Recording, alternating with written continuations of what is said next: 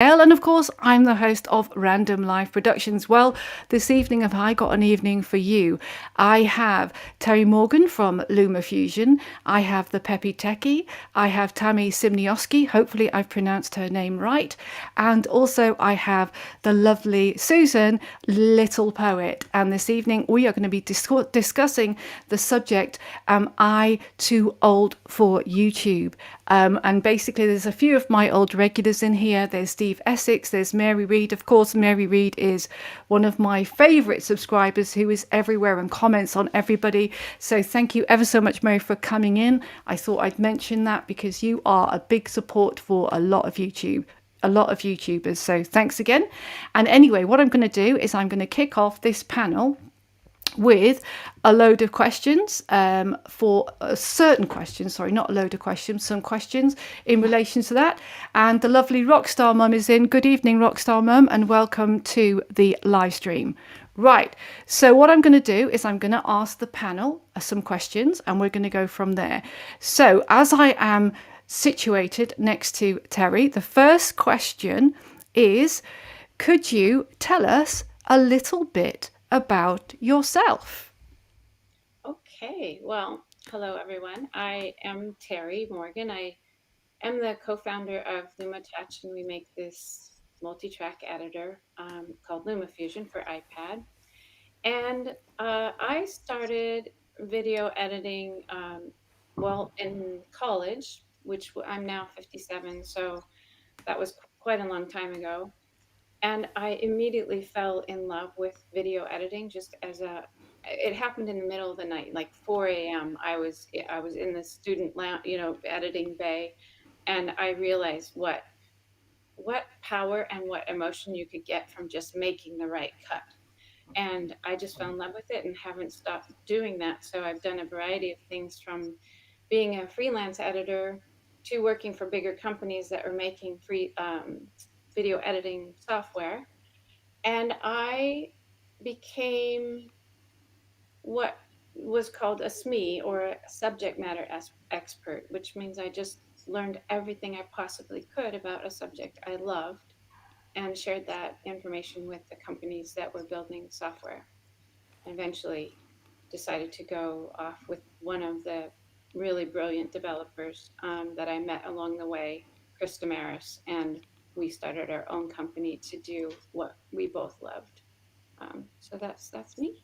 Oh, so that's interesting. So the company that Terri started was the lovely LumaFusion, which a lot of us in here absolutely adore. So the next person that I'm going to ask that question to is the Peppy Techie, aka Karen.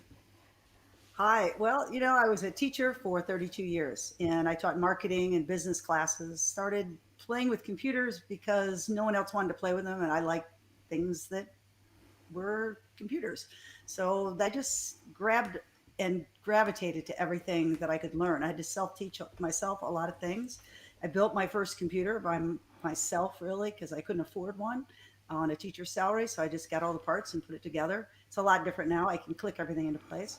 And then, really, photography was something my dad liked, and he loved taking his movie camera and getting up as close as he could to a bear or porcupines.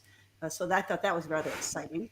And, it just became something that I liked to do. And photography was really one of my big hobbies. I started a photography club in school and worked with a lot of kids who were incredibly talented.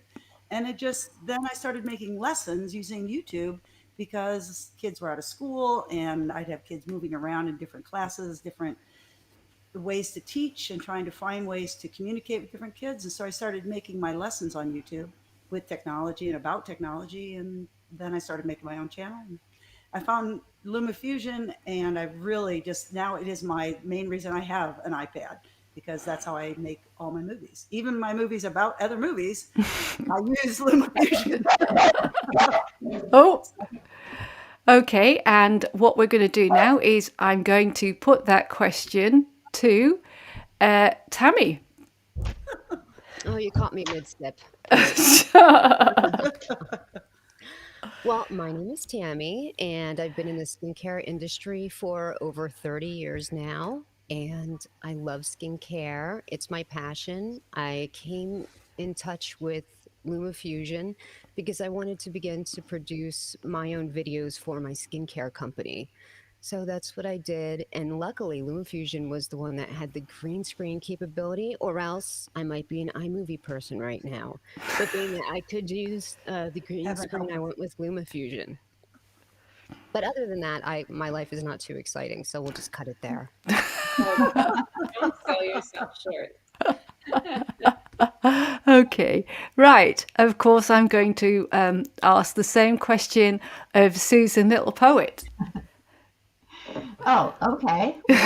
Well, I am 66. I live in Michigan, and well,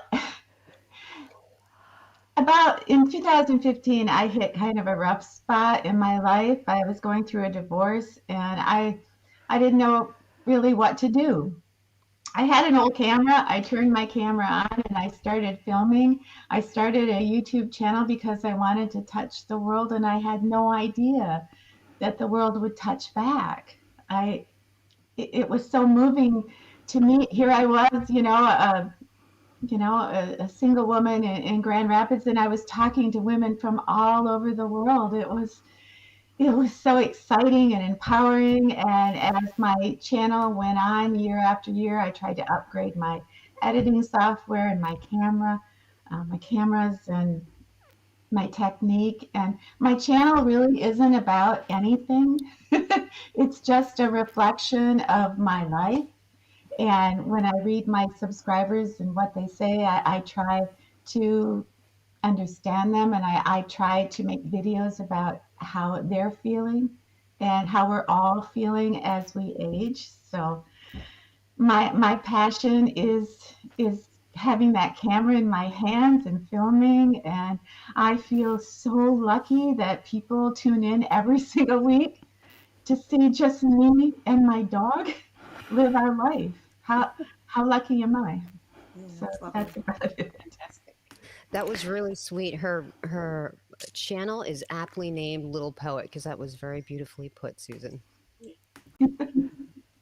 Well, then no, I'll say that I'll turn the question on to me. Well, I'm Gail, and I've been here for about 5 years. I started this channel as a way of telling my niece stories. So I used to have these sort of soft, cuddly toys, and so I used to sit the cuddly toys down and tell her stories, and she used to watch them. And I started learning about video editing, and I picked up a camera and I got really passionate about photography and filmmaking. And initially, I started editing with the iMovie app. And then I think about 4 or 5 years ago, I spotted LumaFusion and started to use it. And I felt that I was messing around creating kaleidoscopes out of everything I saw. Like I went to Hampton Court Palace and created a kaleidoscope from that. And I really felt that LumaFusion gave me the tool to do that. I continued my channel because I want to empower people, and also I want to excel in filmmaking and telling my stories about London and generally about my life in general. So that's me. Yeah, you do a great job. Yeah, And agreed. the next question is again, this is for you, Terry. Who has been an influence in your life and creativity? Well, I thought about that question because I knew you were going to ask that one. And I know it sounds a little bit corny, but my mom and dad were my biggest That's not corny influence. at all. My dad was just someone who would well, he had, I think when he died, I think he had 19 different distinct careers, everything from a real estate agent to commercial pilot. He was a store owner, a dressmaker. The list went on and on. He had a welding company for a while. And I just remember that he was so passionate about each one of those things. And I feel kind of lucky that I didn't have so many passions. I just found something that I was really passionate about, and it kept me interested through all my career. Um, and I think that really does help with success. If you look at businesses that succeed in older women that start businesses, the ones that are most successful have a longer period in the same industry. So that passion, like Tammy's skincare passion, she brings that passion to what she's doing, and people can feel that and they know it's there, and it just leads, it leads to your success. That's not the only way you can be successful, but his ability to just really love something and do it without abandon, he just would go and go and go until, in his case, he'd decide he didn't love it anymore and he'd move to the next thing. But in my case, I just found something that I just could grasp onto. I think he's my biggest inspiration. And then my mom, she had always only, her main advice is, don't do what other people expect of you, do what you want to do, which again is, maybe that's cliche, but I think when you hear that throughout your life, her only real advice to me was never wear pink, and I do abide by that.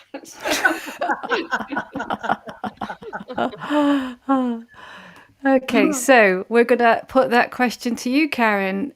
Oh, okay. Who inspired me?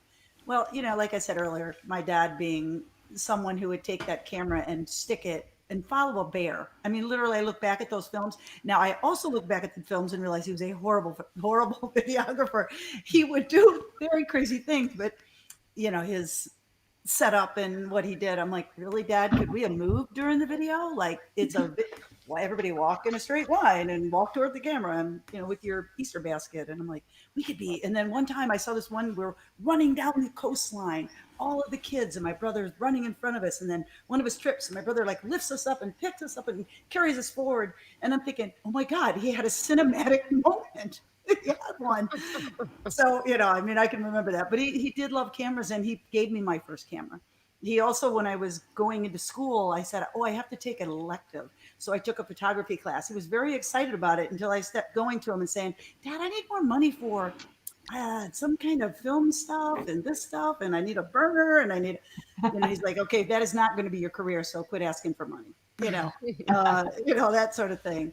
But that was, a big part of it. And then, like I said, it has always been this way. My students have been my greatest motivators.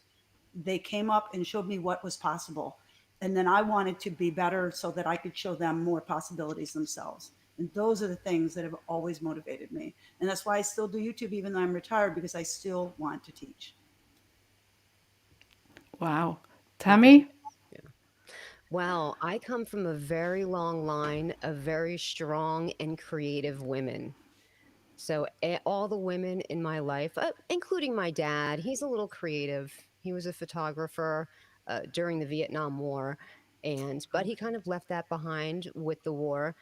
But my mother was just such a loving, artistic woman. She wrote poetry, she sang, she designed clothes.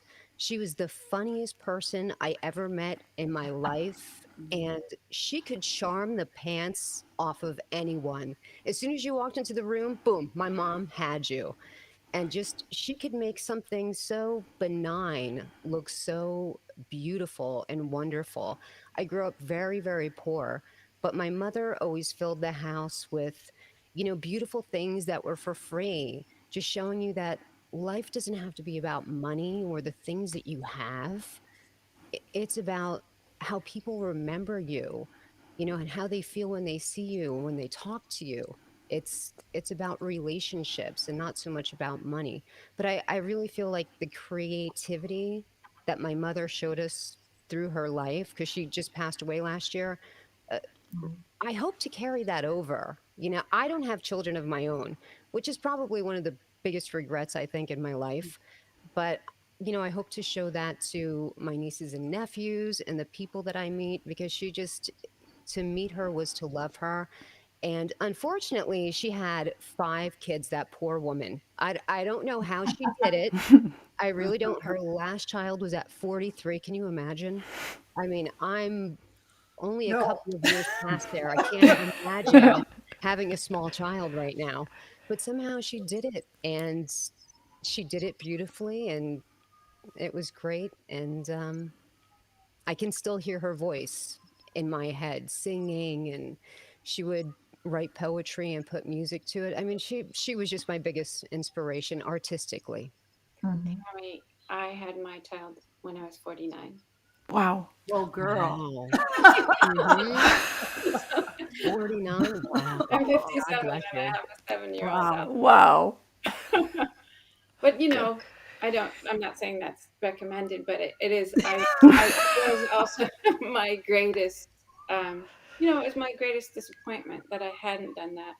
And then, and I decided that it was worth it to me to do it. So I did it at the last minute.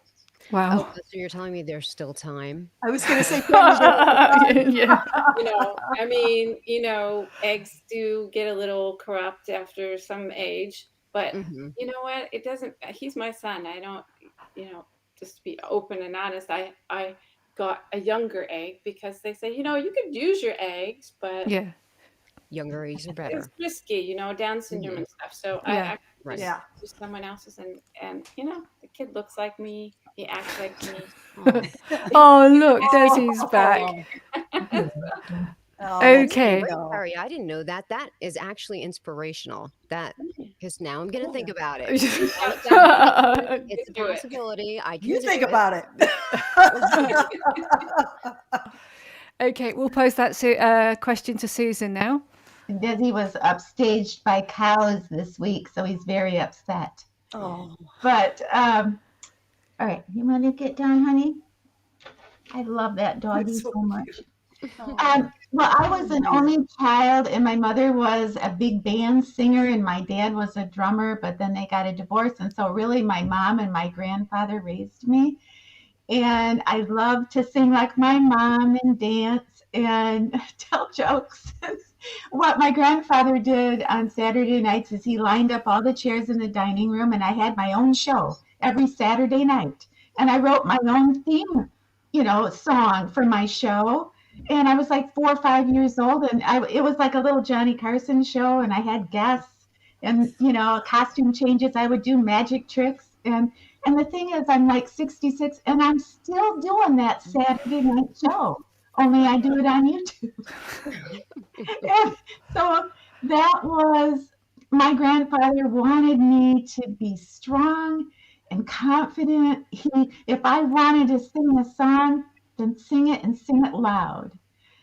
And so I was so lucky that way. And it's funny because even now, when I do over the top, goofy, self-indulgent, silly things on my channel, I'm okay with it. And I think that has a lot to do with how I was raised. So yeah, that was, but my mama and my grandfather were definitely my inspiration, and Joni Mitchell. Oh, Joni, of Oh, course. yeah. Yep. Yeah. Hmm. Well, I think for me, one of my creative influences was a lady, and I keep talking about her in my channel, called Susan Llewellyn. And I met her a number of years ago, and she was an interior designer, but she founded the British Interior Design Association. And she was just, you would go into, she would walk into a room and it would be like, oh my goodness, who is this? She'd arrive in a room and she sort of had created, she said to me one day, I said, where have you been? And she was very posh. I said, where have you been? She said, oh, I've been to Thailand. I'm like, what have you been doing in Thailand? She said, oh, I've just decorated a palace. And she would spend hours and hours doing like mood boards and interior design and talk about the arts and crafts period and art. And I remember going to Belgium and going into a museum and crying my eyes out because it was like, I understand why she is so passionate now, because I'm sitting here and I'm understanding what she's talking about when she's looking at a picture. And she used to teach me about color. There's 144 shades of white and stuff like that. And I think for me, creatively, and she was dyslexic and I'm slightly dyslexic, and she used to spend hours, she'd like write magazines and spend hours and hours writing stuff. And I thought, well, do you know what, if she can do that, I'm never going to be that creative. But I just want that was so inspirational just watching how she would create stuff, and you'd never know what she was doing. I remember one time she was at the interior design show we have in the UK, and she was just sitting there and she would do a presenting, and I would be like, I just want to have a fraction of what you have. And I set up my YouTube channel, and it's become a part of me, and it's become a way for me to express my creative self. So that's the answer to the question. Yeah. So the next question is, as an older creative, what do you bring to the table? You want me to go first? Yes. Yeah. Terri's like, We're Oh, going in yeah. order, Terry. You see? Counterclockwise. I have to go in order, otherwise I'll lose it. Well, you know, first of all, what do you bring as a younger creative? You bring like a bold abandon and a huge optimism that you know everything. And the truth is you don't. So, That's exactly it. and as an older person, you bring years and years of experience. And I think older women in particular have an incredible ability to connect with a variety of different people. It's a woman's skill in the first place. If you know, and in between a man and a wife, usually it's the woman that will go out and meet the neighbors or drag the husband along to meet the neighbors. And we connect with each other as women, and we also connect with other types of people, I think, even more readily than men. And I think we do that more and more as we get older. Um, so I believe one thing I bring is just just this more wide outlook on the world than perhaps younger people would. I think younger people may be looking to be a unique voice, or they're looking for this magic bullet that makes them stand out from the crowd. But I think as I got older, I'm like, I don't have to stand out from the crowd. I just have to be me. And if anybody doesn't like it, then they don't have to, they don't have to pay attention to me, or they don't have to buy my product, or they don't have to work with me. I don't care anymore. I'm just That's me. right. Take it or leave it. And it relieves so much stress to just be you that it's not, I mean, what is creativity? It's not really that one person's more creative than another.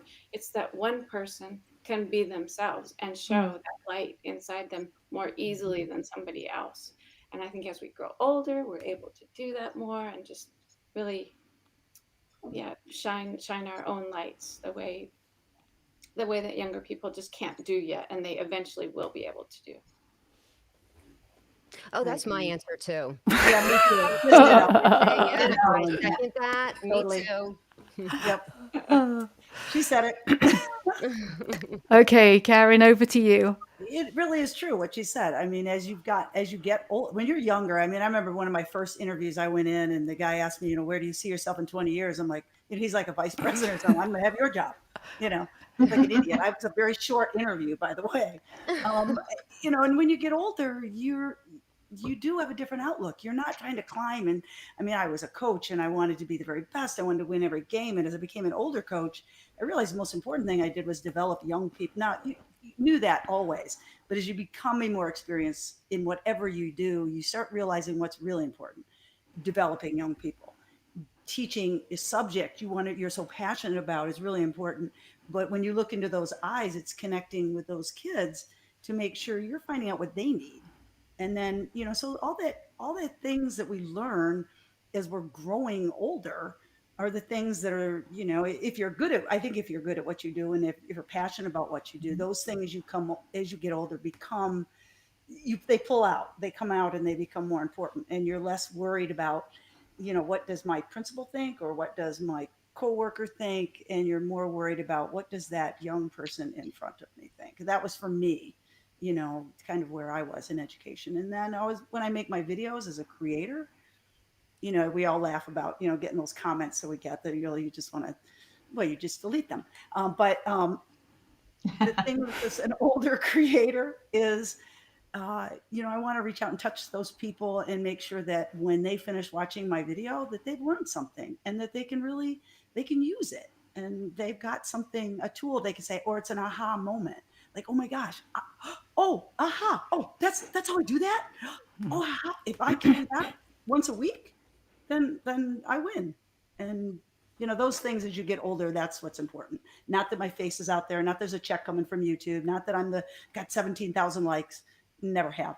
But that, not that those aren't important, but that I've reached out and said, someone said in a comment, you helped me today. And then that's what's really, really important.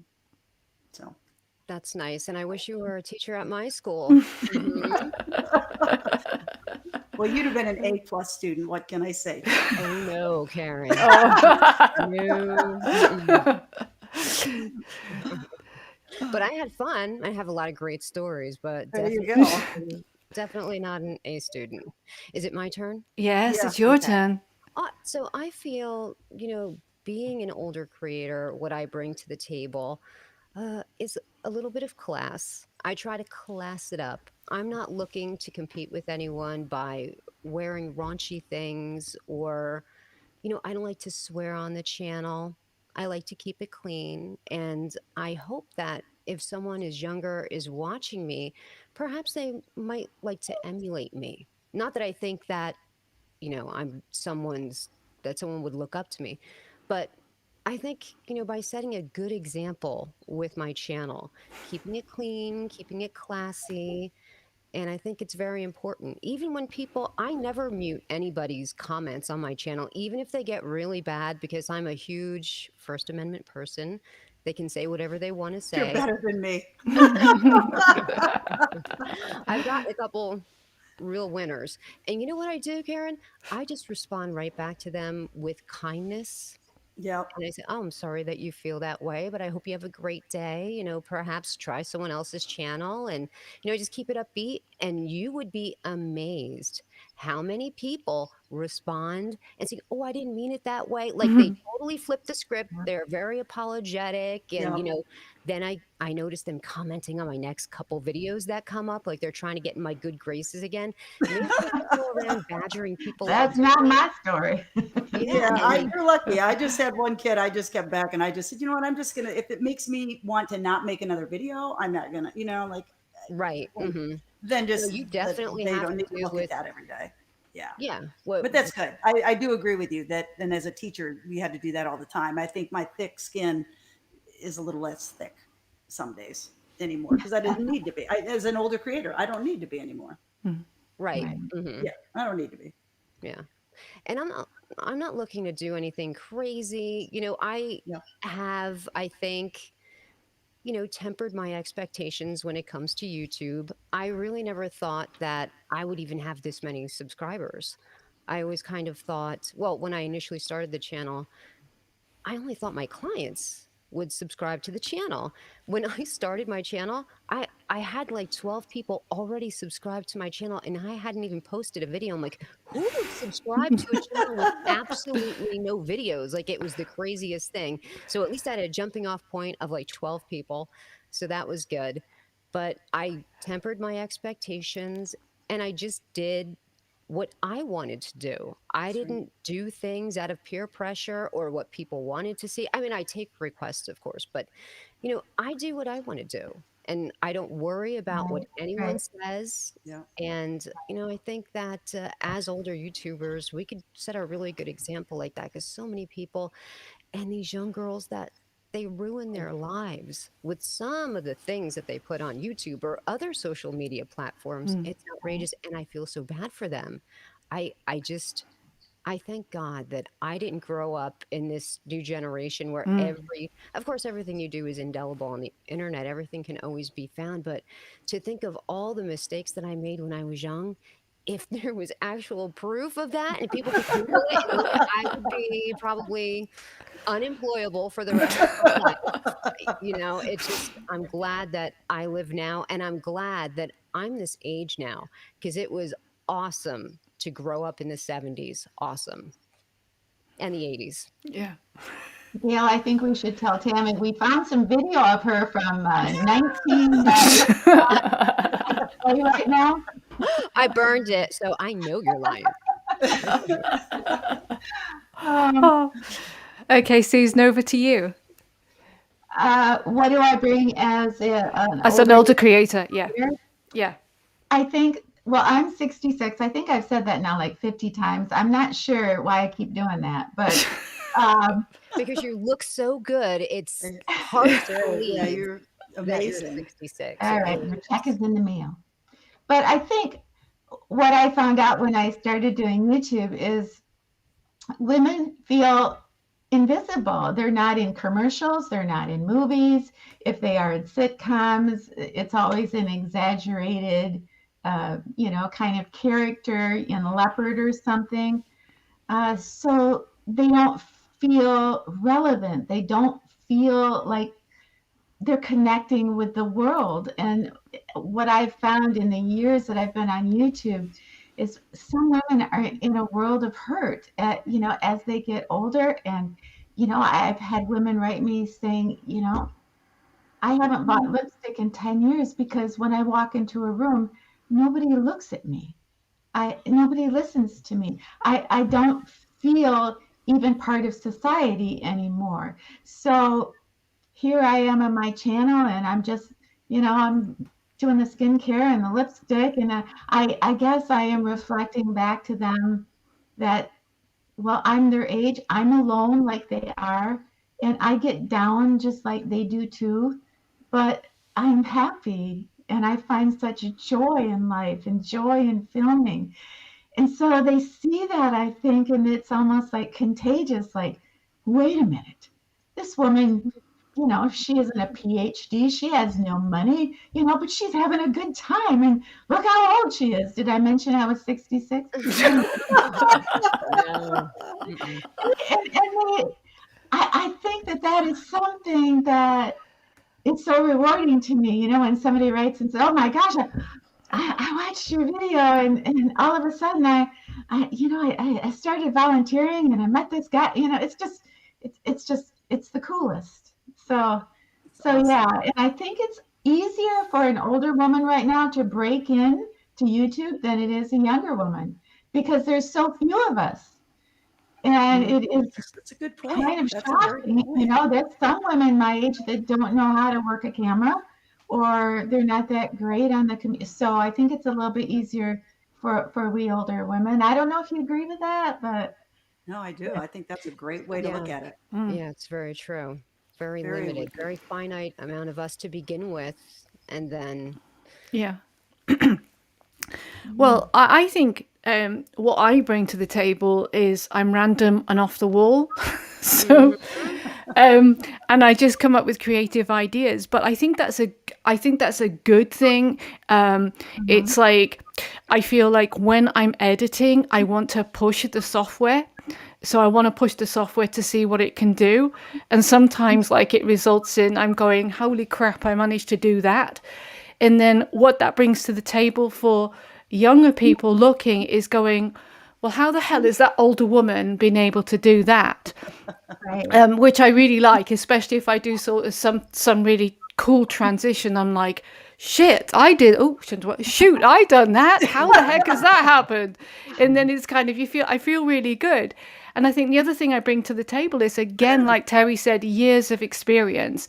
It's basically you've learned a lot, and I think we have to appreciate what we've learned and what we can bring to the table, because a lot of youngsters out there have not learned about looking after each other and reaching out to each other and building each other up. And I think as older women, we need to encourage other older women to get in here and create. So what we all bring to the table is that we are creators, and like Terry doing her LumaFusion enables us to do that, and Susan uses another program, but it doesn't matter. We're all here, and I come here to influence people. Go. Sorry. No, I think that was good. There's been a lot of go on.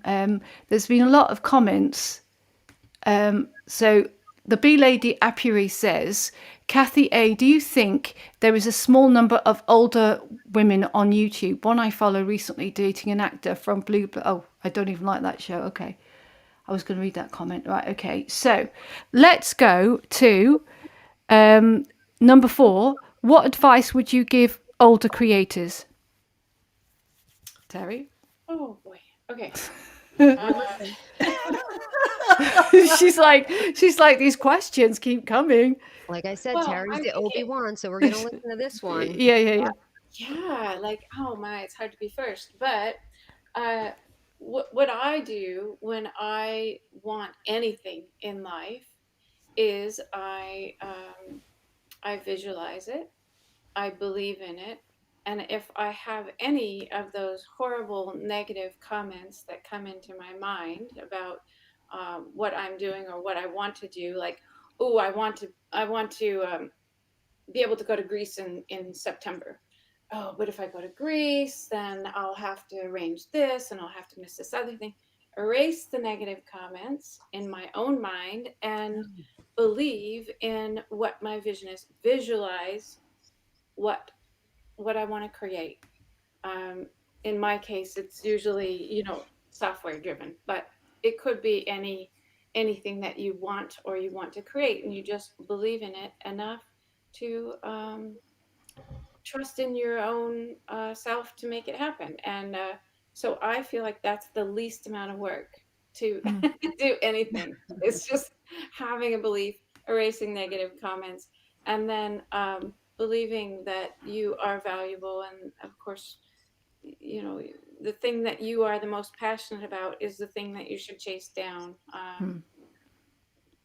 It would be easy to say, I want to be something else, but the fact is, the best you're going to be is the thing that you've spent your life on being passionate about. So that's your best opportunity right there. I don't know. Those are the kind of things I think about when I think about giving people advice. Is just finding that truth in yourself and believing in it. Good That's good advice. advice. Yep. Yeah, I love that comment about getting rid of those negative thoughts. That is, I wrote it down, by the way. I wrote it Me down. I too. like that. I do that to myself. We all do it to ourselves. And I think that's what a great piece of advice to give others is, well, what do you want to do? Well, let's first get rid of that negative stuff. Let's just talk about the positives as much as we can. And that's really good. I know if I'm trying to I do that. That's how Peppy Techie actually started. I started Peppy Techie as a one-on-one training business with older individuals and helping them repair their computers. So I used to go around people's homes and either I would train them on how to do Word or how to set up their Outlook or how to set up their Christmas card list or whatever it was. And and then I'd fix their computer, their hard drives, their monitors, whatever their problem was. And it was such training, but most of the people I worked with were all over 65. And it was trying to make them feel comfortable with technology. And, younger kids are easy. I mean, they pick up your phone at 2 and they're gone. They're digital They're natives making sponges, movies at yeah. 3. Yeah. Um, Tammy, we lost your video. I don't know if you did that on purpose. Um, but so that Annie. advice to others that I give to those women that I still work with now, I haven't because of COVID. I really had to do a lot of it, and it's hard. Remotely connecting into their computers and stuff. They don't. It's got to be too hard. So I just kind of said I'm just going to step away from it. But that was the biggest thing, trying to get them to feel comfortable with technology. And if we can help other older women get a webcam. Actually, we did that with my Right. partner's mom, and all of a sudden she had a webcam and she could go to church and she could do all those things, and it was amazing. But because of COVID, I actually think, and you have to look at the bright side of every negative thing, and that is that a lot of older people got more technology. They're now So making true. movies. Mhm. They're Right. making movies. I mean, I do HD Movie Maker is another one, and really because it's for the PC, most of those people who use that software are older. They're all over 65, and I help a lot of people with that. And I try to all of them. I try to get them to get an iPad and use LumaFusion. It's so much easier, but it's scary. And so I think that's one of my niches that as we're doing this, I'm sitting there going, maybe I should just start doing like LumaFusion, making it easy if you're over 65 or something. I don't know, just a little niche where people can those people are intimidated. Those young kids, they don't relate to them. They don't. They do relate to you, Tammy, and to me, and to you, Susan, and to you, Gail. They relate to all of us because they can see themselves in us, and Right. that's what we have to do as creators. Yeah. So Right. Mhm. Well, that's why I started the overhead camera because when I was trying to follow along with tutorials, I could never follow where the screen record was going. I'm like, what they just hit?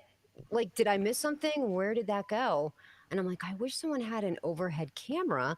This way I could follow along with what exactly they're touching, where they're going next, what they're doing. And so I did. But is it my turn? Did I cut Yeah, you yes, off? yeah, it yes, is your yes, turn. all Yeah. you, girl. So here would be my advice to someone that's older. Listen, when the camera's in front of you, even though the room is completely empty and you hit record, you're going to be nervous. Like it's very nerve-wracking when you hit record. Don't worry about that. You can just delete whatever you don't want, get rid of it, make something that you like and you can be proud of and post that. And don't wait any longer because if I had started a YouTube channel when I first thought about it, it would have been over a decade old. And I wondered to myself if I had just done it. So never live in a world with, I wish I could have, or what if. Just embrace it and go with it. Don't worry about what people say or what people think. Now, it's very easy for me to dole out this advice. Of course, I didn't follow it myself. I didn't tell anybody in my family that I had a YouTube channel. My nephew finally sussed me out and he's like, is that you on you? I know it's you on YouTube. You have a YouTube channel? I'm like, yeah, okay. So he was the first person I told, but don't be afraid, share it with everybody and don't worry what anybody's going to think because if you start worrying what people are thinking about your channel, they're not going to make another video. Just make the videos that you wish you could see or think whatever it is that you're doing. Maybe you're going to start a channel about knitting. And I don't mean that to be as an old person thing, but a lot of people knit. I'm Macrame leaving. is making a huge comeback. And so anything that you think that you would like to relate to the world, just start. People always say, "Where do I start with something?" Just start. Just Click hit record. record and get going, and you'll find your flow. You'll find your voice. You won't be sure of it when you first start, but then you'll get into a groove of it and you'll find your voice and whatever your little niche is, or maybe you'll be like Gail and don't exactly have a niche. You're all over the place, which is why she's Random Life No Productions. niche. No hmm niche. And yeah, that's my advice. Just do it. Just start. Don't wait not another day because as we know, as older people, it goes by so fast. Wasn't I just Oh, 20 yesterday? Didn't I just have my whole life ahead of me with big dreams and big aspirations? And it goes by real fast. And Or that's Okay. real slow. yeah. Okay, it's to you, Susan, now. Advice that I would give. Yeah. Uh, well, I I guess I would say that if you're going to start a YouTube channel, try to not do videos that you've already seen before. Do something completely different, something creative. Find your passion and then go for it. But just to kind of copy that's what I did when I started. That somehow I started in 2015, and what it seemed like the structure was is as a woman, at any age on YouTube, but as a woman, you hold up the product as a creator and you review the product and then you link it. And if you aren't doing that, then what value do you have? In other words, you had to review makeup or you had to review skincare or clothes. It was somehow married to business and in products. I saw that, and that stifled so much of creativity. When your only value, when you feel like, okay, well, nobody's going to be interested in me or my life, but maybe they'll care about this cream I use. And I still will kind of fall into that trap too, because, well, I know my ladies like to shop for things, and I do too. I love girly things, but that isn't why they watch my channel. I'm an expert in nothing. And, I have things I love that I talk about every week, but they know that basically I'm not a review channel. I'm not going to hold something up and review it. I'll tell you if I like it or I use it, but I don't review it. And I think that how business somehow got its hooks into creators to, to make them feel like, oh, don't waste your time showing your life or talking about your feelings. We need you to talk about our latest eyeshadow palette. And that's what I see, especially when the pandemic hit and nobody was wearing makeup anymore, and so many of the girls were struggling with their channels because that's all that they kind of did was makeup. And so many of them grew, and they started sharing their life, and their numbers started to explode. My channel doubled because I'm an expert about nothing. But I just think if somehow we could break out of that, well, we're only here to review products, right? If we could just be free to show. I mean, I like to watch a woman just clean a refrigerator, or I like to see a woman do body. I mean, anything. So anyway, that would be my advice: is find something you're passionate about and film it. YouTube is a little bit like Little Hollywood right now.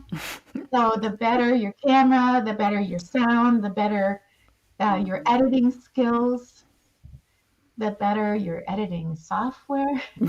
I'll be careful about that here. But the better you're going to do. There is no big YouTube channel that doesn't have fabulous equipment and some talent.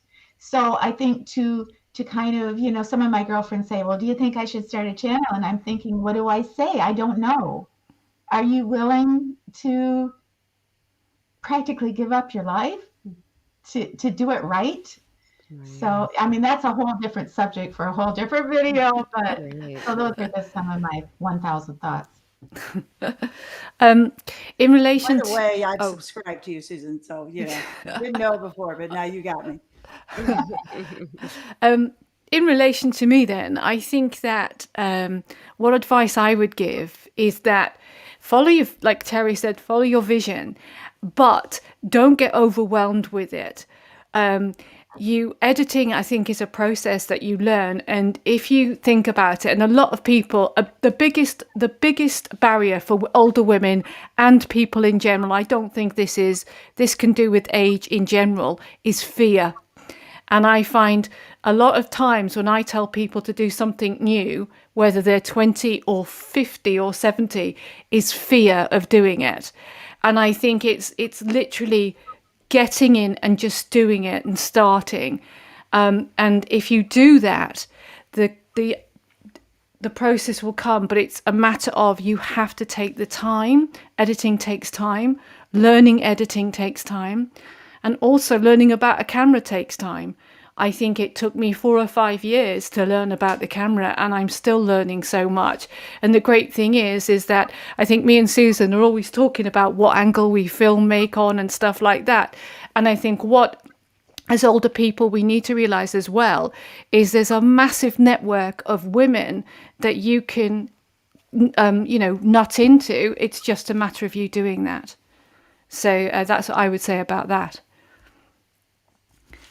And I'm going to move swiftly on to the next question. I did want to say one other thing. Okay. And I'll make it quick. I don't sit around and watch my old videos, but somebody left a comment last night on an older video. One of my very first videos. I had a terrible camera, didn't know how to film, didn't know how to do anything.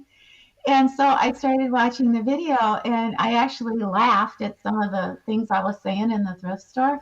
And I got done watching the video and I thought, terrible lighting, terrible camera angles, but it was fun. Yeah. Mm-hmm. And so I realized not too long ago that you can have the most fantastic equipment, but if you don't have a story, if you don't have something to say, it's all for nothing. So it's like the perfect storm of trying to get all these things to jive. And every woman has a story. And it's just some of us get to tell it as a creator. And as a creator, I feel like maybe we can reflect back some of the stories that never get to be told. All right, that's it. No, that's fine. I think I because I think her comment about the cameras. I mean, you think about Blair Witch. What a terrible photography, really, through the whole thing. It was horrible, but it was such a great hit. So if that didn't prove the point to everybody, I don't know what will. yeah. That was based on my life. Right. It's, it like with LumaFusion and with Filmic Pro, they just need a phone. And I can't That's right. believe, just 10 Wow. years ago, the senior citizens were rocking like the cricket phones. Now they have iPhones. My mother had an iPhone and she was blind. I mean, so Oh, it's wow. Yeah. unbelievable how much Yep. technology has come along and they're learning. Yeah. They Yep. really, They're really learning. are. So even if you just want to start with your phone, that's a great camera in the Mm. iPhone. It As is. long It as I is. you gotta have tell at you, most least of my an 8. videos, I'm doing it with my phone. I'm like, it looks fine. It's Right. just good. You're Right. So you don't adorable. even need the best camera. You just need No. a camera and just, with a little Shoo. switch up Passion. in the dynamic range, a little LUT there on I was LumaFusion, gonna and a say, little yeah. beautiful. And a cute dog. You have to have a cute Well, dog. yeah. Yes. I have Daisy. That helps. Yeah. Okay, so the fifth question, which I like, is how. And Terry, I think everybody's going to be interested in your answer to this one. How do you approach editing videos? Well, Tammy said something that applies not only to shooting but also to video editing is just get started. So put your first clip, I don't care which clip it is, put it on the timeline Mhm. and then put another one on. And what happens is the most amazing thing when you put two clips next to each other is they tell a different story. People automatically relate what you've said here to what you've said here, or the motion, maybe the motion went this way and the motion goes this way, or maybe it's the color either matches or contrasts, but you get twice as much. It's not double the information, it's four times the information when you put a second clip on. And as you build your story, as you add more clips, you just this sort of magic happens, and you'll feel it right away. You'll either put something together and feel it's dead, and you'll know it right away. It didn't do anything for me, or you put something together and say, "Man, if I just trim a few frames off of there, that is going to be cool." So I think, like, I would say when I'm editing anyway, I start with the story. Like, I know what my story is going to be. I take the thing that motivates me the most, like about the story. Maybe it's a certain shot I'm just really excited about. I'm gonna put that on the timeline and then build out from there, because I know once I'm excited that I'll be able to continue the process of editing. And it's just the most, for me, it's this kind of magic happens where you make a perfect cut, and it doesn't matter who else in the world is going to see it, but you see it and you're like, oh man, that is so cool. And you spend the next 15 minutes replaying that scene that you just cut. And it's Mhm. like this personal achievement that nobody else in the world knows about, but it is so fun. And I think people are maybe afraid of editing. They're thinking about, oh, all the maybe stuff you have to do, the color correction and the audio levels, all this technical stuff. And the truth is, it's like Peppy said, about the story. You have to have a story. Was it you or was it Little Poet? He said, Yeah. um, you have to have a story, but once you start building that story, it's just this magic happens, and it's all about that. It's not about whether your audio is perfect or any of those things. Once you invest in the story by putting it on the timeline, then go back and color correct and make the audio levels all perfect and add the music if you weren't cutting to music in the first place. Um, so rely, I mean, it's hard to get started. That first couple clips is like, oh, I don't want to start editing, but then you get started and rely on that energy you're going to get from your own work. Trust that it will come, and it does come. Then the only other thing I have to say is, is a technical standpoint. From a technical standpoint, is that audio doesn't stretch that well. So if you're dealing with a story that has verbal audio throughout, has a script or it has voice throughout, cut that first and just ignore the video. Let it jump cut, let it not go, look good, but get your story down in audio, because in video you can stretch clips, you can find cutaways, you can do all sorts of fancy stuff, but audio really has to be cut perfectly. It has to sound natural, has to be, the story needs to be there. So, like, when all else fails, start with your audio and just put your story down. Sorry, that was a long answer. No, no. I got a lot of Yeah. notes. Yeah. I've listened to that Sorry. forever. I got my notes. I saw Peppy going, yep. Yep. Okay, got that one down. One last thing. Everybody knows this, but nobody wants to watch a video more than 10 minutes. And most people now don't want to watch a video more than 2 minutes. So give your audience a break. Yeah. Oops. Right. I agree with that, because YouTube sort of forced all of us into making that 10-minute video. But I was very happy making my 3 and 4 minute little lessons. They were good. It got to the point, get to the dang. I mean, how many times have you fast forward through most of it? Okay, just where's the point where I need to learn this? How did you do it? And there's too much. And if it's this person in the front that I like and I want to listen to, that's good. But a lot of times I'm trying to learn how to do something, and I want to just get to that point. And so I think sometimes we've done that whole 10-minute stretch, and we've all stretched our videos. We have all stretched them to hit that 10-minute mark. Maybe we haven't, and I don't anymore. I do, what do I need? If it's a 2-minute video, it's a 2-minute video. If it's a 4-minute video, it's a 4-minute video. I'm just like, I'm not going to play to their algorithm. I'm going to create my lesson. Now, sometimes I just did a 32-minute on a piece of software. What did you just What's say? she Shut saying? up. What'd you say? What'd she say? I can't read it, Tammy. Right deeper. I said, not Susan. I saw her shaking her head. No, I haven't stretched my video. Videos are like 22 minutes. They're movies. But you know what I mean? No, I've had made a 36-minute or 40-minute, but that's not the point. Is I don't want to make that 10-minute video, as you just said, Terry. If you can get your point across, your lesson done in 5 minutes. As a teacher, you had 5 minutes, and those kids are done. They're done. And that's what you've got. You work with a 5-minute lesson, and then let the kids do something for 15 minutes, and then you teach for 5 minutes, and then they work for 15 minutes. And that's how I learned to teach. Yeah. And so there's a big difference between a tutorial video where you want to get right to the meat and you want to know, like, how do I get that thing out of my drain? Or if you tune into a channel that, like a Peter McKinnon, where he's taking you everywhere with the drones and the hills, and and when it ends after 15 minutes, you think, can it just go on another 15 minutes? And I always really resented that advice of, you have to ask people to subscribe and you have to have 5-minute videos. I got really upset about that in the beginning, and I never used any of that advice.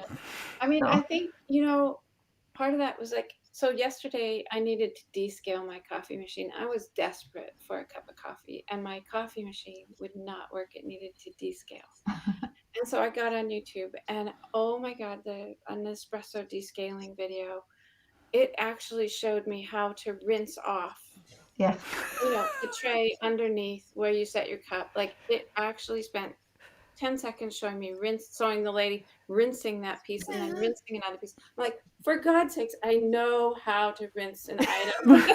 Get on with it. Exactly.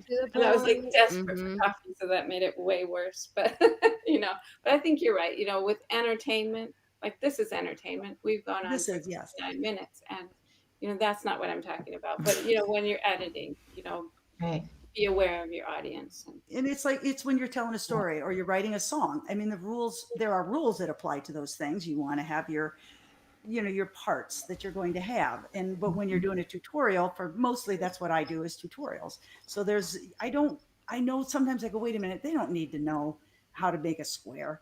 And just recent one I'm going to do in this envelope and making the video pop out. I'm like, you know what? I'm just going to give them the whole freaking envelope. They want to figure out how to make it, they can do it, because Right. most of them know how to make a square and a triangle. I'll show them how to flip it, but just here's the sample. If you want to use I've made it, you don't need mine. And now this is how you do this, and Right. make it short and sweet. It might even be one of the new little quickies, like here, whatever they call it in YouTube now. I don't even know. Well, Shorts. we're shorts. I guess Yeah. we're calling Yeah, it the shorts. Sorry. shorts. But yeah, I do think that for me, editing can be frustrating too. I think some of us over edit. We are overcritical of ourselves. And I think, Terry, that goes back to your other thing. Take that negative voice out of your head. Mm. So for editing, sometimes I'm my worst enemy. Make a great video, and then I go, and I'm very critical of myself. And sometimes I'll just say, nope. And I throw it out when it probably would have been a fine lesson. So Mhm. don't just put it out there. And, we've all said that, but That's So, very true. I mean, we've all edited things that, you like anybody else, you put your video out there, and they have these videos where so and so watches their very first video that they ever put up, and it's like, the title is usually Cringe Fest. I recently had that when I stumbled upon my one video, the very first video that I did, because someone asked me a question and I couldn't even remember what the video was about, like what they were referencing. So I went back to watch it, and it was a total cringe fest. Just one long static shot. Basically, no cuts, no B roll. I'm just in front of a microphone talking for like, no lie, like 12 minutes. I don't know where I came up with the material myself, but it was a big cringe fest. But I found it's hard to give advice on editing because it, Yes. your editing is going to be such an evolution. You're Mm. going to start at one that's a good point, point. and then you're going to find your voice and your taste, and it's going to change from there. You're going to learn different things, and then it's going to change again. And then you're going to learn there's certain rules. Okay, maybe I don't need the B-roll to last for 10 seconds. It's more tasteful in 3 and 4 seconds. I'll keep it to that. And, you're constantly evolving because hopefully you're growing. Each Right. video you do, you're going to get better and better and better. And when I put that first video up, I was like, nailed it. Oh, that's great. I know I'm going to get subscribers now. No, you're constantly going to grow. No. And if you watch your first video a year down the line and you're Mm. not having a cringe-worthy moment, then you've not grown. You've done something wrong. Maybe you're just not investing the time, or because I have found that, before I could edit a video in a few hours, it takes me Few hours. like 7 hours to do a Hmm. video. And I'm Hmm. thinking to myself, Yeah. it's not like this is not going to get an Oscar or anything. What am I doing? What have I spent 7 hours on? And it's just the adding of titles and all the many different layers that were. Thank you for that, Terry. By the way, 6 layers. That's awesome. And there's just a lot that you can do with that. So it's There's a squirrel outside. changing and evolving. But yeah, just get started. Slap that main video on the timeline and just play. Play So with do you have everything fun? that's in the Yep. interface and see what you can do. Do you have fun editing, Tammy? Excuse me? Do you find you have fun? Are you enjoying yourself editing? Oh, I love the editing. I love it. If I could just edit all day, I would. But Yeah. unfortunately, I have a job. I have to do so. Yeah. But yes, I absolutely love the editing. And there's one video that I did. It was the Movo VXR 10 Pro versus the Rode Micro. Which was a very good video, by the way. Thank you. And that You're welcome. opening scene, like the first 45 seconds, it took me 3 hours to edit that. And I was Yes, like, great "Holy, B-roll. nobody in the world is gonna take." But no, I I know. watched a video by Parker Wallbeck, and he watched, he was hiring a new editor, and he was watching a series of videos, and he watched a video. He's like, "I'm blown away." He's like, "I can tell by watching that guy spent 4 hours on that opening shot." I was like, "Okay, well, I'm glad I'm not the only one." But it's just you're constantly growing and evolving, and the more you grow, the more picky you are. Like, I would never just slap something together and then put it up there anymore, because it's my name is on it. I think people have come to expect a level of at least be decent. I can't just do the static shot anymore. People be like, well, what's this? What happened to you? It's just titles, and especially when you're reviewing things. I feel like not people, companies expect things from me when they send things to me for free, and I expect it of myself. If it's an expensive thing, I want to at least give them their money's worth. If they've sent me a $200 microphone, I want to give them at least what I would consider $200 of my time, which I overdo it, because if you're spending 7, 8 hours on just the edit, that's not the testing and then the filming, and then it's very lengthy. But when you love it, it goes by fast. Mhm. I agree. Yeah, I love the editing more than yeah. I mean, that's the best part. Hmm. Isn't it funny because most people like talk about shooting. Like if you look about mobile filmmaking, it's all about the shooting, shooting, shooting. But I really find the shooting is okay. I have to do it, but I just Yeah. love editing so much. Hmm. Because Unless you I'm can doing take something something. fun like jumping into a fake hole or something really silly, so my neighbors get to watch me do something really stupid with a cape on. Then that's when I like shooting. That's what they think I'm a nut. But did they watch your video? Do they know you I have a don't channel? think so. I think they just kind of wonder what I'm doing with a big red cape on out in my front yard. Oh I my! think they probably think something's going on. They're probably like, okay, Yeah, something. she's doing something maybe she's on TikTok. Who knows? She's doing something. Oh, Yeah, it's the scary. last week our team got together for our first in-person outdoor meetup. I guess it was a couple weeks ago, and we wanted to do a shoot with 12 phones so that we could have material to test out our multicam, which is coming out sometime this year. And we set up all of our tripods and cameras in a park, and it was a sunny day. There was people everywhere. So we barbecued, and then we did this little funny dance where we were shouting and clapping because we needed audio, and none of us can dance. None of us can sing. And people just were like, they actually were just looking at us like frozen, like, what is wrong with these people? It was pretty funny. Ah, Are you going to release that video, Terry, yeah. by the way? Yeah, yeah, Yes, yeah. I'll do it the whole thing. When's the debut? Good to you, Tammy. I'll show it to you. Can we have the outtake video as well? Yeah, that's right. We do need some bloopers. Yeah, the bloopers video. Uh, Okay, Susan, well, I'm going to pose that to you. How do you approach your editing your videos? Well, Tammy really hit some crucial points there, how your editing evolves with your life experience and your filming level. And I have learned over the years that just because I can do it doesn't mean I should. So editing is a very delicate personal thing, and for me it kind of, it's like I'm knitting a sweater and I have four corners and I'm just knitting until I get it to the middle. I know that makes no sense, but it's like I have so many different areas of the video that have to be edited in a different way, that I fall into this kind of fantasy world of, I just love falling into that editing world where everything is beautiful and everything is perfect and the music is going, and I'm crying. It's just, I edit probably 5, 6 hours every single day just for my one video on Saturday. And it's magic to me. And it's just like Tammy said, I can't explain it. And I started out with a really bad editor, and I couldn't fix anything in post. So that made me a better camera person. It made me think more about, now I need to keep the camera steady, and I have to take more care because I can't fix anything. I gotta, so, but as you evolve, the better editor you have, it does really help. But I don't know if other people feel that way when you're editing, that it's like, I want to live there.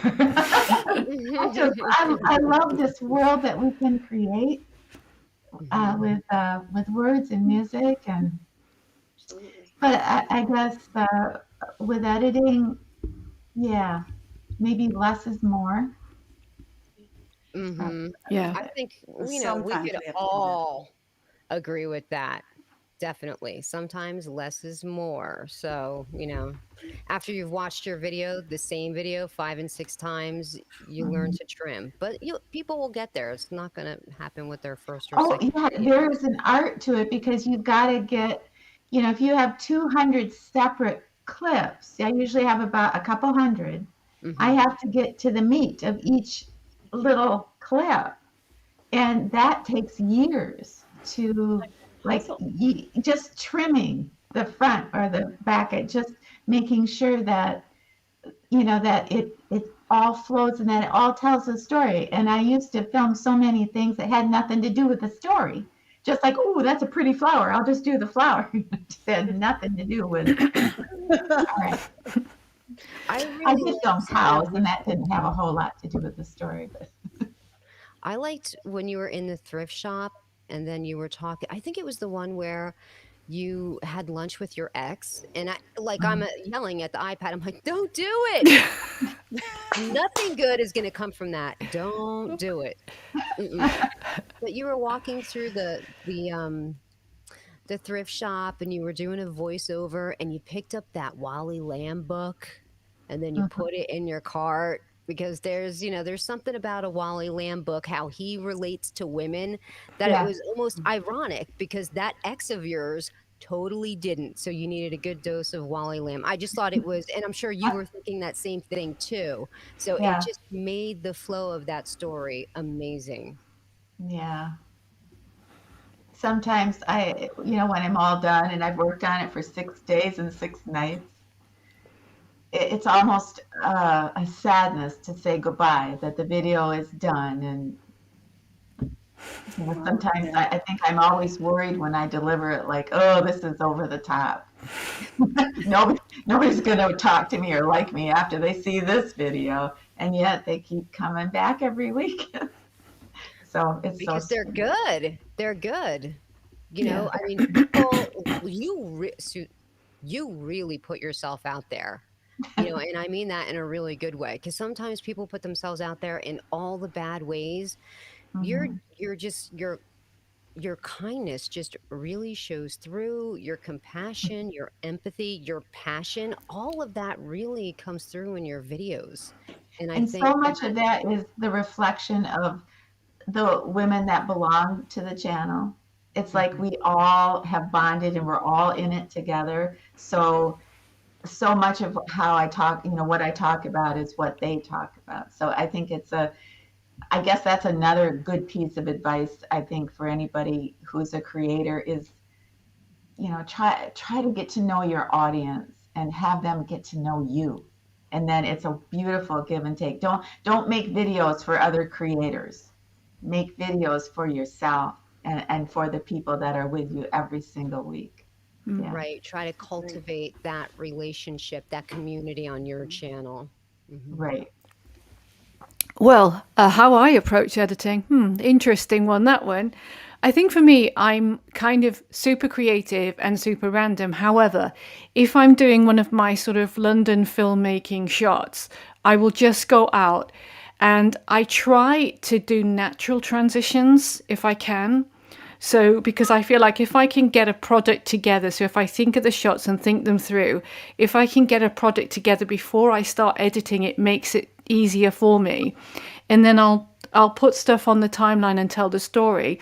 But I like to keep things simple when I do those London videos. So I might only use one type of transition in there. And hopefully the places I go, people want to go onto that journey with me.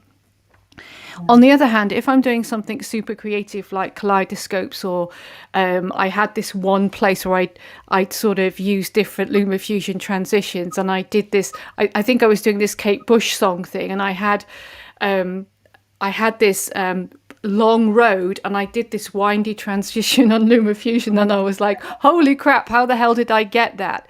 Oh, that But was great.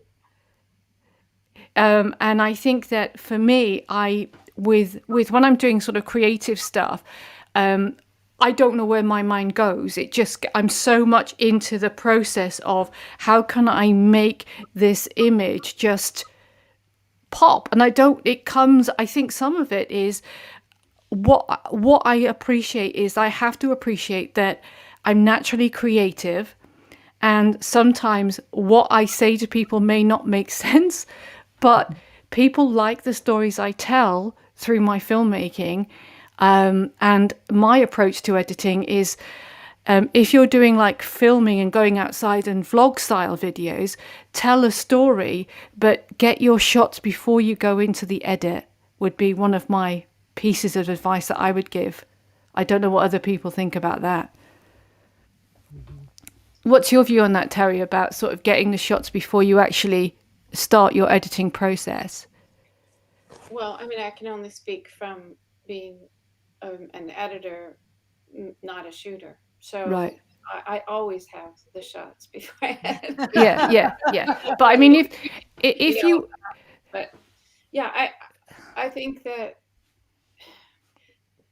you know, boy, I don't know, because frequently as a professional editor, yeah, you don't have all the shots. You actually, they bring you parts of it, and then you have to work on parts of it, and then little bits come in. So I never have to get all the shots, but they do eventually arrive. But yeah, they're not all at the same time. It does make it more difficult to understand the structure, but I think with nonlinear editing now, back when I started editing, there was no nonlinear. We did tape. You had to have all the shots because there was no way to insert another yeah, piece. So I don't know. I think we all have, like, we've all been bitten maybe by things that didn't go right when we edited. So yeah, That's a you good way kind to of say come it. up with your own set of gotchas and rules that you follow, and those build confidence. And that confidence is where, having confidence in how to use your edit system, yeah, like having confidence in your process. What do I do first, second, last? Just doing it enough that you trust yourself. You trust that you've done whatever your process is. I think is where you can then relax and be creative, because you've covered your own bases, sort of. yeah.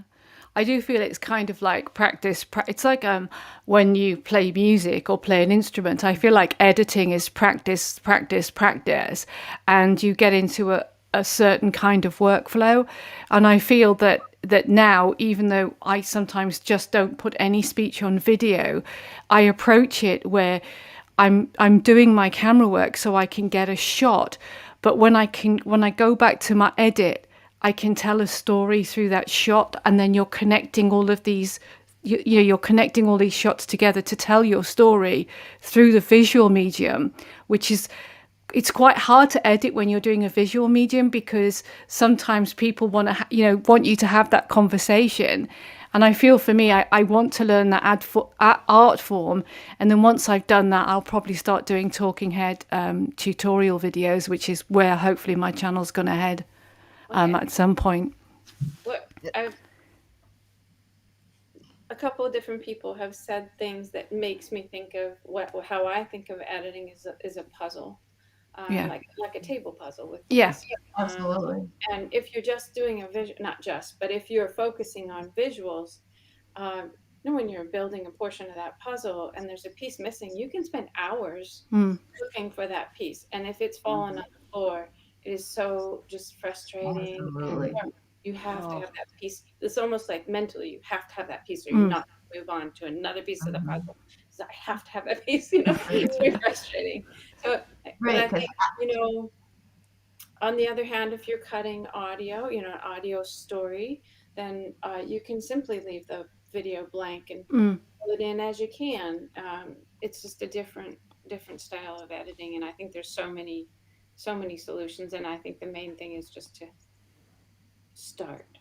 Yeah, that's true. Just just Uh, I don't know the shots that I need until, you know, the day before I publish, that would be Friday. I will go through the video and I realize now I need an insert here. I need inserts. So I do the storyboard and then I got to go out and I have to shoot and then come back. And I remember in the beginning, people would say, "Oh, you're such a good editor." And I'm thinking, you know, if you don't know what you're shooting or if you don't know your camera, then you really don't have anything to edit. Or I mean, you can't do miracles in an editor. Well, I don't know with Fusion, maybe perhaps you can. And I want to try it. I've done pulled off a few I want to miracles. hold it up and I want to talk about it. But yeah, you. I think your editing goes hand in hand with the skill that you have with your camera Yeah. Very and the true. angles that you get and the lighting. I guess especially if you're like we're sort of in effect one woman shows, aren't we? So Yeah. I think to some degree, and we are filmmaking and producing our video at the same time. So in effect, what we're doing is, I think for me, and I am a person who's a filmmaker who has to come back with that film, and then I have to put that in an editor to make a product from it. And it's a wonderful experience, because what you're doing in effect is you're visualizing already what you want to edit. So you're trying to, from making your visuals easier, when I come to edit, I can save time because I've in effect produced the images I want. And so I suppose I'm more in control of my workflow than, say, you would be, Terry, in a sense, because you're getting your you were getting your product from outside. Yeah, and I don't know how much that actually even happens anymore. I mean, you know, I've been running a company since, you know, for several years now. So Yeah. um, I think probably most people are like the rest of you here, that you're a one man show. You shoot and edit, and I think, um, you know, I think Sandy said, you know, I don't, it almost implied like, well, I feel bad that I have to go back out and make up shots that I didn't think to get in the first place. But I think when other people see your work, they think, oh, you're such a good editor, thinking that it was all just magically happening. Right. Yeah. Yeah. So Right. it didn't magically happen. She went out and did the hard work it takes to get the stuff That's to right. put Yeah. in the edit, and that is the way you do it. There's no person that can, you know, magically do something perfectly. And editing is just like, it's like problem solving uh, for me. And I thought Mhm. that when I became a mother, I thought, you know, editing is just like being a mother, because when you get your, you know, how am I going to get to the grocery store with a kid and carry the groceries to the car, and then not have the grocery cart run away while I'm trying to get the kid in the car, and then live the trip home while the kid is screaming. You know, it's just like problem after problem after problem. And editing is like that. You're saying, okay, I've got to this point, I've got a problem. I'm going to go fix it. I'm either going to fix it by some trick of editing, or I'm going to go shoot something, or I'm going to ask my client for another shot. And motherhood is the same way. That's a great video, by the way, just that whole series that you just did. You know, What we was could all just, you could shoot it and edit that whole trip to the grocery store, Yeah. and you'd probably get a million women who'd be like, oh my God, that was my day today. it is, but it's also when you get home, the baby's still alive, and you Yeah. have the groceries. You're like, hey, I did it. That's it. I did it. And Gail, I wanted to say that I know you were talking about when you were doing the Kate Bush song edit, Yeah. and you had said how you had stumbled upon something almost by accident, and it came out so beautifully and wonderfully. And I went back after we had that conversation. I went back and watched that video, and yet it looked so intentional. Like the timing of the song and the length of it, Yeah. where you did the transition with the swans coming in and the road. Mhm. I it sometimes, like you said, you almost can amaze yourself Yeah. with what you do. And maybe it's just you're so used to it now because you've edited a lot, and especially with the kaleidoscopes, like you make some really beautiful things. Sometimes if you're just ever stressed, anybody, and you need to just take it down a notch and zen and calm, watch a few of Gail's videos where she just puts the kaleidoscope to music. It's almost, I don't want to say hypnotic, but almost a little bit, because it just absolutely relaxes you. The timing with everything, the flow of everything, the music choices. I think they're really well put together. And then Thank Mhm. you. look at this candid Absolutely. camera. There you go. Jeez. Yeah, it's. I think the thing is I started like I used LumaFusion and I happened upon the obviously they had the kaleidoscope thing and I started playing with it and I started going out into the world because I'm fascinated with movement, absolutely fascinated, and I think movement tells a story. And once I started using it, I got so excited and I kept doing it. And I think it's now a sort of work in progress. It's developing more and more, and I'm hoping that at one point, Tammy, I will do a tutorial video on it, but sometimes I confuse myself with, because it might take me about, I don't know, 10 or 15 hours to do those sort of videos because I'm doing overlay upon overlay upon overlay and then I'm keyframing everything. And it just takes me forever. And I'm like, well, how have I worked all this stuff? How I understand all this stuff, I really don't know. But it's just fantastic. When I finished that video and I saw that the kaleidoscope that moved, that white one, I was like, how the heck did I do that? I was so excited. And I think that's one of the joys of editing, is that when you've done a really good edit and you watch it back and you're like, wow, this is so exciting. And then other people watch your work and they say, oh, that was really good. It gives you a real buzz and it makes you feel like you are visible. You do have, you do have a point in the world sometimes. Because I think as older women, and especially when you're in a professional environment, sometimes you do feel invisible. So I think for me, YouTube has been a part of my not being invisible and being able to express my creative self, which I think is so important for older women to have an outlet where they can express either their creative self or who they are. So anyway, the next question, I which can go I on, say one thing yes, is, when I started, people would say, "Oh, you're editing. You're just such a." They don't say that to me anymore. And I've come to the conclusion that if you're doing it right, yeah, they're not going to notice it. They're not going to notice. They're not going to say anything about the camera angle or the lighting or the editing. They are, at least for me, and for what I'm trying to film, they start talking to me about what the subject that I'm talking about. They start to share their story and their emotions. So I always figure I need to get out of my own way.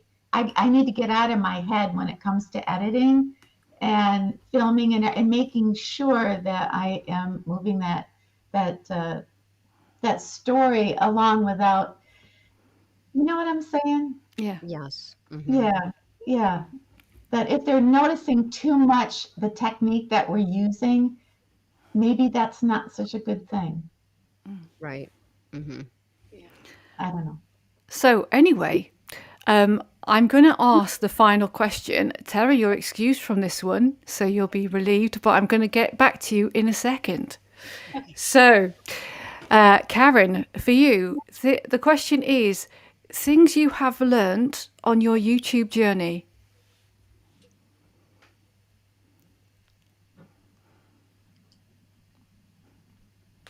I think you're muted. Oh, mute, mute. Yeah, you're muted. Yeah, Didn't she want is. to hear that dog barking. That's probably why I muted myself. She was driving me crazy. Um, you know, I've learned to appreciate all the people who create those videos on how to fix your coffee maker because that's how I Yeah. think I started in, right. I mean, you're watching these people. I started YouTube a long my I started a long, long time ago and then kind of left it because we had school YouTube channels. So nobody could see what our YouTube channel was doing. I had to use my school account for my lessons. So I think it was over 200 lessons no one will ever see because the minute I retired, it went boop, gone. And I should have downloaded all those videos. But it's fine because mostly they were for kids. But, I learned a lot doing it before I ever really was out in the world. Where other people would comment. I mean, my students couldn't comment on anything, which is a good thing. It was just, I did them before. So what I learned, for myself is I learned how to keyframe. I didn't really know keyframing. I used iMovie for, on the iPad for a lot of things. I used really easy Windows Movie Maker to make movies. That's how I made movies. Because again, I'm a teacher and it was about, get it out, get it done, get your lesson done. You got another one tomorrow. And with with YouTube, I tell you, LumaFusion changed the way I edited movies. I was always looking for that software application that left me comfortable, that was easy, but yet gave me creativity if I wanted it. And it changed. I will tell you, it helped me make better videos. And now, like I said, I may do something in Camtasia because I need to do it on the PC, but then I pop it down, take the video, and I put it in LumaFusion to edit it. And that's huge. I mean, because that's what I'm comfortable editing. That's what I'm comfortable editing. And I feel like I got all the tools I need. I don't have to buy anything from anybody else. They're right there. And if I don't have them, I'll go download them from something Tammy created or Random Life created or somebody else created that they give me a download and I'll go get it.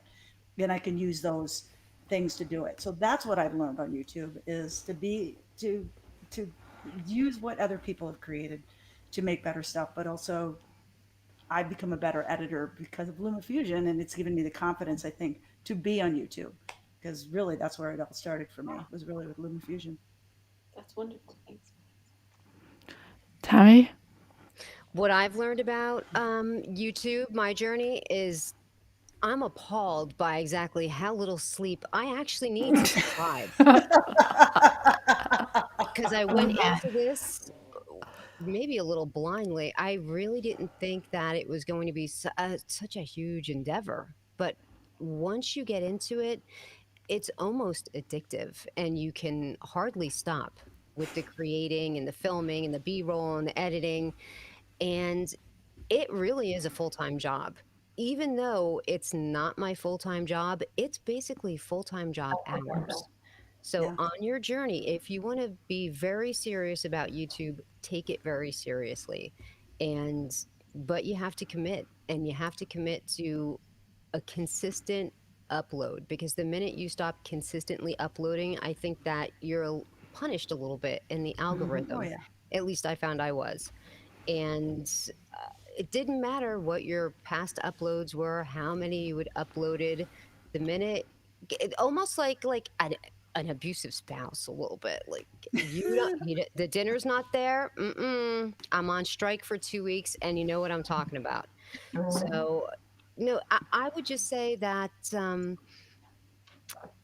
I've learned a lot about myself too. Even though I'm doing just tutorials and maybe some reviews about different things, I've learned that I actually enjoy that stuff. I enjoyed to learn about the camera and the different microphones and, of course, LumaFusion.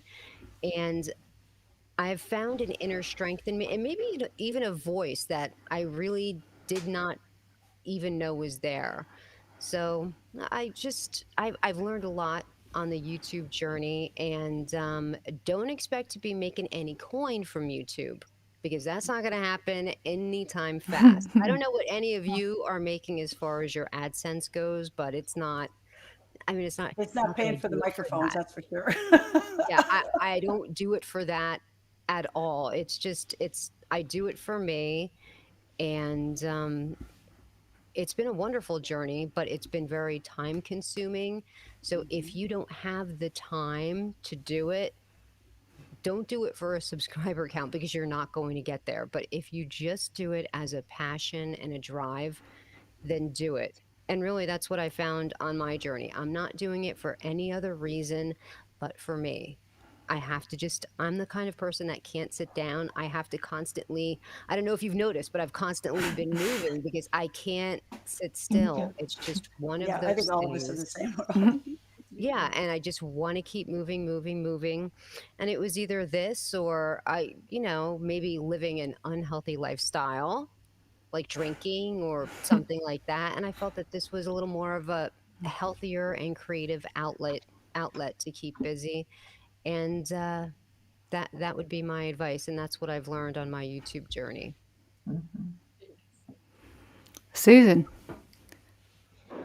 Well, I am very lucky. I do get to make my living on YouTube, and I didn't make any money for the first 4 years. I made a little, but not like the last couple years where I'm able to have that as my job. However, in saying that, if I didn't make any money at all, would I continue to do it? Of course, I would. And I think if you're in it for the money, it shows. And because you can't hide anything from the camera. If you smile into the camera and you tell everybody you had a great day and you didn't, they know you didn't. You can't hide anything. It's uh, it's been such an amazing journey. I've become in 6 years a better human being. I had no idea that there are so many women out there hurting, that are in bad situations, that have nobody to talk to. It has humbled me every single day. I am so grateful that I get to do this. I get to do my channel every single day. So it has completely changed me as a person, and I feel a weight, that I have an obligation. I have I have been given this opportunity, this platform, to do something that's hopefully important. And so I take it exactly what Tammy said. You have to take it seriously. And you can't, do it part-time and expect, full-time results. You actually, get out of it what you put into it. But there's also there's the things that are unspoken, the uh, I don't know. I guess I'm getting kind of emotional here, That's but okay. yeah, yeah. I probably should just leave it at that. Okay. Um, I think for me, it's really hard because I'd like to dedicate more time to YouTube, but unfortunately for me, I have very limited time. But what I have learned is that editing for me I have to be really disciplined about it. If I want videos to go out, I have to dedicate a certain amount of time. Now, it might be that one week I could dedicate that time, but I might not get that because something happens. So then I have to push it back. But again, it's all about, if you want to be successful on YouTube, I think wherever you are, you have to give it a lot of effort, because going out and filmmaking and editing takes work if you want to have good results. If you don't do the work, it will show in the quality of your videos. And even when you're starting out, it's always worth working as hard as you can. And also, I think that what I learned was used to watch everything I could find about how I could learn about a camera, how to use a camera, what lenses were good, and all of that sort of stuff. And I would watch tutorials and stuff like that. So what I've learned is that you have to kind of watch tutorials to improve yourself, and watch other creators to see how you can improve yourself. So that would be what I would have said I learned on my YouTube journey. And now what I'm going to do is I'm going to put this over to Terri, because I know that some of us in here are very curious to know what is coming in LumaFusion, when is it coming, So if you could give us an update on that, Terry, it would be very No much pressure. appreciated. No pressure, Terry. Yeah. Okay. Let me. I do need a list because uh, there is a lot coming. So let me just get my list out. I don't want to misquote, but first thing, we have this. So LumaFusion is not a subscription. So that we have to continue to develop, and let me just get logged in here so I can see my information. Oh well, I'm gonna have to remember it because I can't get my login to work. Okay. So we have to continue to develop, but we don't want to do a subscription because I have always felt that having to pay a subscription for something that most people do only occasionally is just not the right model. I mean, it's like, you might pay a subscription for different kinds of waffle syrup every month being sent to your house. Okay, I'm going to subscribe to that. That's great. But you're not going to pay a subscription for the waffle maker. And LumaFusion is the waffle All right. maker.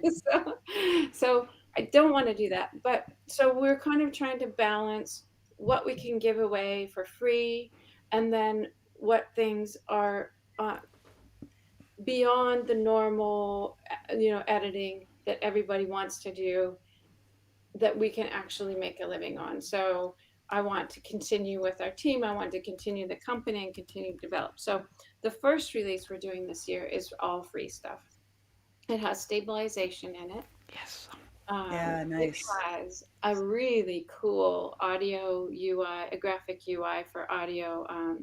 It's like an EQ with sliders that you can see, and you can play back at the same time and hear what you're doing Oh, cool. with your EQ. That's incredibly useful because our old EQ was really sort of an invisible. You had to really know a lot about audio to use it. Mhm. It also has numerical input for all the sliders in the effects editor. So it's always been like you kind of have to really be careful when you slide. Now you'll be able to touch a button and type in a number or Oh, nudge, do a awesome. real nudge with a bigger button. So that's coming. I know I'm forgetting some stuff, but Is there scopes or something? Color scopes, you were oh saying? yeah, that's right. There's the scopes. That's Thank you. huge. The scopes are huge. Mm-hmm. Those will be good. And along with that, you'll be able to, you can already hook up an external monitor. But the problem with the way it is now is your entire preview goes to the external monitor, and then on your iPad, you're no longer seeing the preview, and it's very disconcerting. So in the next version, you'll have your iPad preview and your big preview, and you can move your scopes to the preview. So Awesome. um, That's that'll awesome. be really cool. And then um, external drives. So you can now Yeah. Huge. edit directly from an external drive, and Huge. especially the USB-C drives, or I think it's called Thunderbolt 4. There's a better name for it that Apple would give it, but um, those Thunderbolt 4 really fast drives will be good enough to edit lots of tracks from in 4K. So that's kind of the basis of the free things that I can remember. And then one thing I've been really, really excited about for just, I think it's been 2 years that might have been longer than that actually, that I've been wanting to do a proper multicam editor. And the reason I want to do that is because it's a completely different way of editing. So anything that you do, like Tammy with her overhead camera and her camera to her face, and maybe she's got a wide shot or something going, she could just now shoot all that at once, drop those clips into drop zones, and then play it and tap on what she wants to see, and it'll automatically deliver that to a cut timeline. And That's awesome. That's Really, yeah, really awesome. cool. on each clip, you can put an effect, and then once you get the multi cut clip, with all the little cuts on it, you can put an effect on that. So it really is this huge different way of editing. You'll be able to do up to 12 different cameras, 12 angles at Whoa. once. And you'll also, so I would use it for that. For you, I might, for Gail, I might say one other thing you could do is put the same shot in all 12 Exactly. angles and Exactly. different effects on those, and then Yeah. cut between those. Yeah. It's live sort of. It's not live in the sense that you're doing it while you're recording, but it's live playback cutting. So you're Yeah. really using your senses to cut. I'm super excited, obviously, about that. And then, our keyframing is it's fine, but it doesn't have ease in and ease out, and it doesn't have the ability to make us a round curve on the motion. So both of those things are coming, and you'll have, little Bezier curve handles that you can say, okay, I want it to, start slow and speed up and then slow down, or you want it to kind of curve around instead of going. So wow. those are going to be really great. Yeah. Wow. And then Yeah. there's another thing that's really big is subtitling. So What? Oh. yeah, so that's coming a bit later, but Right. you can take an SRT file that you generate through any number of services and import that into LumaFusion. Drop it on your timeline, and you'll see all those as actual overlaid subtitles. Then you can adjust the words, you can adjust the timing of that. You can have multiple languages, so you could get multiple. And then when you export it, you can choose what one you want to be visible and which ones you want to just be metadata, or maybe you all want them all metadata. So a player like on YouTube can select the language. Wow. Or like, on some things like Facebook, you may want the first 6 subtitles to show and the rest of them to be invisible, because people are going to be watching the preview silently. So there's features like that are going to make that really powerful. And we've been working with 2 students from Gallaudet University.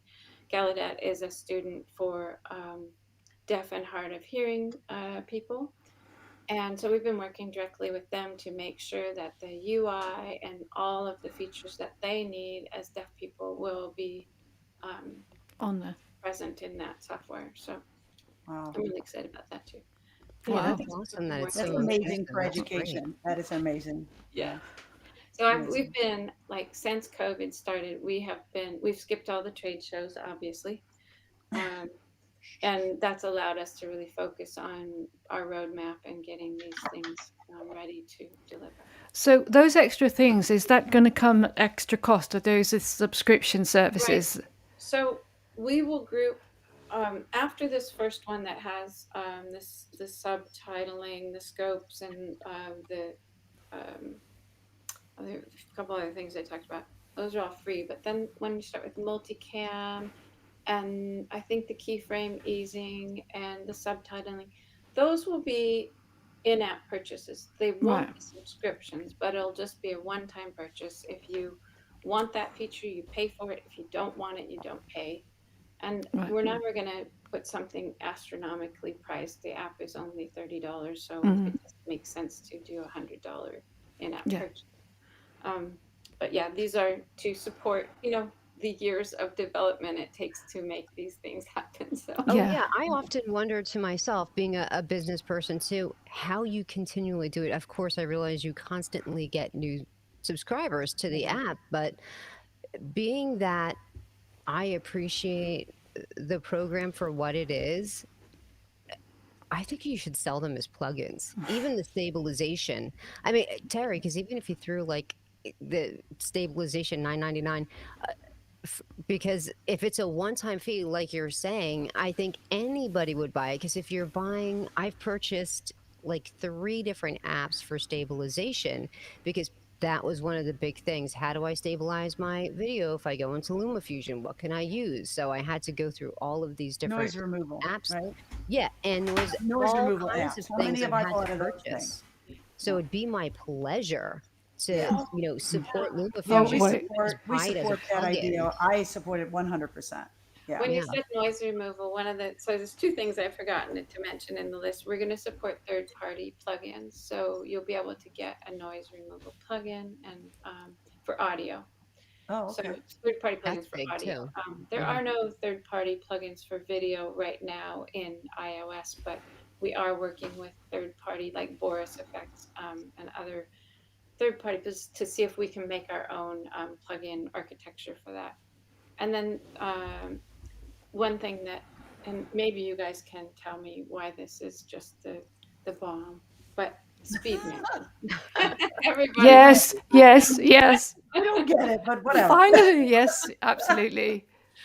yeah. I don't skateboard, so I don't get it. It's a really, really hard feature to develop because it means developing our own, a lot of things that we do in LumaFusion, we try our hardest to use the Apple foundations that they come out with because that gives I us, just need to use the restroom.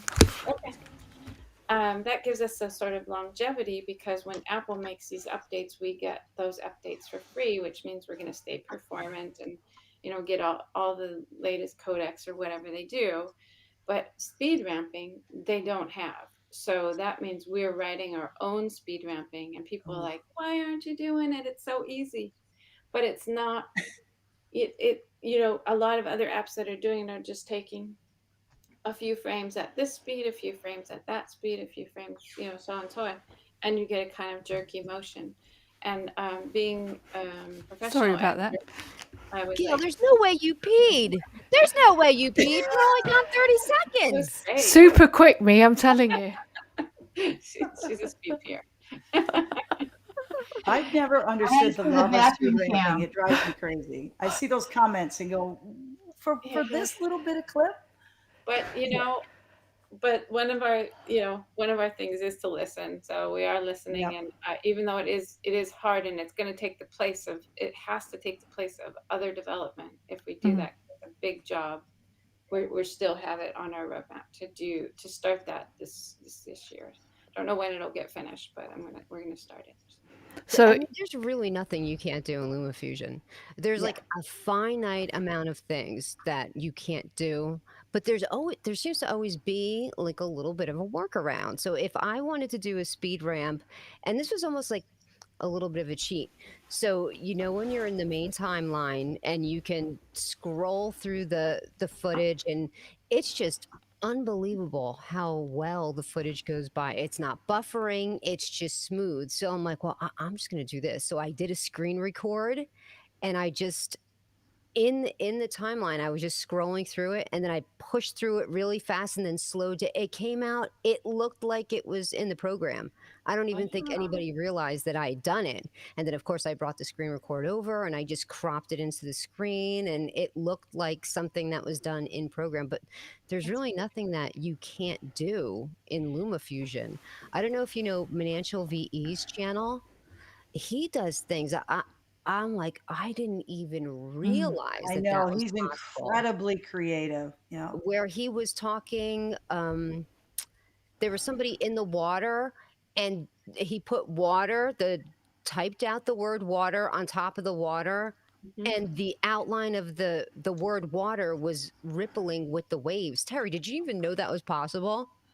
I'm gonna have to look at that channel. Oh, What you is it? got it. His channel, he does amazing things. And some of his, I'm always like, how in the, where did he come up? Where did he, yeah, just, he really presses what LumaFusion can do. He's really, really creative. I mean, He was I one of those like people I have to say I'm very proud of because he wouldn't talk. And I finally convinced him. I go, please oh. use your voice, Yeah, Yeah. I like to put effects like the distort filter, that just looks like this distorty like mm. circle. You can Mhm. unwind that and put that on titles and do all sorts of really creative things Mm. with the way they move on the screen. I'm assuming that's what he did, but I'm going to go take a look. If He did that water one is cool. yeah. That's really Yeah, I cool. mean, Yeah. he had a bunch of different layers to do it, and it was complex, but it was amazing. It looked like a Hollywood effect. So I'm convinced there's nothing that you can't do in LumaFusion. You just have to be familiar with the interface, know the workarounds, and you can figure it out. That's what I do. When I watch other people's channels, I'll screen record something that I like, either an effect or a transition or a title, whatever it is. I'm like, I bet I can do it in LumaFusion. So I screen record it, I bring it over into LumaFusion, I fool around with it, and I fool around with it until I figure it out. Mm. Yeah, that's fun. That's fun. You send me a link to his channel, will you? Yes. Thank All you. right. Right. Well, everybody, I think I'm going to, if you all remain when I end the stream so we can have just a quick goodbye chat. Anyway, everybody here, thank you ever so much for coming in. Sorry I didn't get to your comments, but I wanted to have a conversation with my panelists here. But thank you ever so much for tuning in, and I'll see you again. Thanks again. Good night. Thanks. Night. Good Good night. night, all. Take care.